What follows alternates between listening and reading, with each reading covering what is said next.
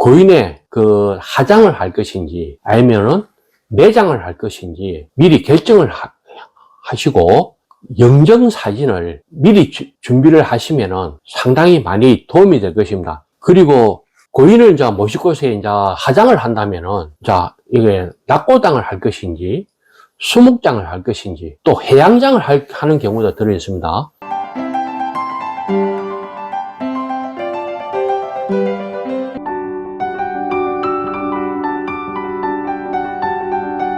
안녕하십니까. 장례지도사 박태진입니다. 우리가 통상적으로 이제 요양병원에서 돌아가실 경우, 그리고 자택에 돌아가실 경우 두 가지의 경우가 있습니다.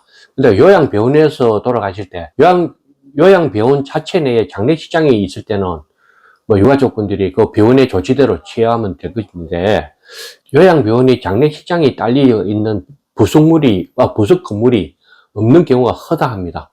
허다할 경우에는, 그리고 또 자택에서 돌아가셨을 때, 그럴 때는 유가족분들이 굉장히 당황스러워 합니다. 그래서 무조건 112, 119에 신고를 합니다. 그러면은 신고하게 되면은 장례 시간이 많이 지연될 수도 있고 시간적으로 많이 손실이 발생돼서 그 장례 3일장을 통상 치르는데 까딱 잘못하면 4일장을 치를 경우도 생길 수가 있습니다. 이럴 경우에는 장례 지도사나 가입된 상조 회사에 연락을 취하면은 좀 더 효율적인 장례 절차를 밟을 수가 있을 것입니다. 그리고 사고사로 돌아가실 경우에는 이때는 필히 112에 신고하셔서 적법한 절차를 밟아가지고 검사 지휘서가 받아야만이 고인을 이송할 수가 있습니다. 요 점을 알고 계시면은 장례 절차에 많이 도움이 될 것이고, 그리고 임종 전에 가족분들이 고인의 그 하장을 할 것인지 아니면은 매장을 할 것인지 미리 결정을 하시고 영정사진을 미리 준비를 하시면은 상당히 많이 도움이 될 것입니다. 이 영정사진도 뭐 사진을 찾아서 오면은 그날 바로 영정사진을 이렇게 만들 수도 있습니다만 비용적인 면에서 많은 손실이 발생할 수도 있습니다. 그러니까 고인의 영정사진을 미리 준비하실 수 있고, 만약 사고사일 경우에는 그렇지 못할 경우도 있을 것입니다. 그럴 경우에도 고인의 사진을 들고 오시면은 저희 쪽에서 그 영정사진을 사용할 수 있게끔 저희가 그 조치를 취해 드릴 것입니다. 그리고 고인을 이제 모실 곳에 이제 하장을 한다면은 자, 이게 낙고당을 할 것인지 수목장을 할 것인지 또 해양장을 하는 경우도 들어 있습니다.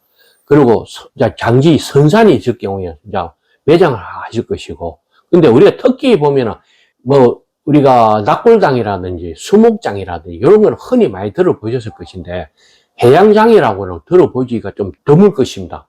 이런 해양장도 부에서 충분히 치를 수가 있습니다. 요 치를 수 있는 데는 통상 다대포 쪽에 해안가에서 통상 1km 정도 벗어난 지역에서 해양장으로 치르기도 합니다. 요거는 고인이 이제 뭐 바다하고 물하고 뭐 밀접한 어떤 관계에 있을 경우에 유언을 남길 경우에는 이렇게 하는 경우도 간혹 있기는 합니다. 근데 많이 하는 건 낙골당입니다. 민간인이 운영하는 낙골당은 이제 통상적으로 보존기간이 없습니다. 무한입니다. 근데 시에서 운영하는 낙골당은 통상 최장 30년까지만 하고는 옮겨야 됩니다. 그런 그 차이점도 있으니까 잘 숙지하셔서 그때마다 선택을 하시면 좋겠습니다. 예, 이상입니다.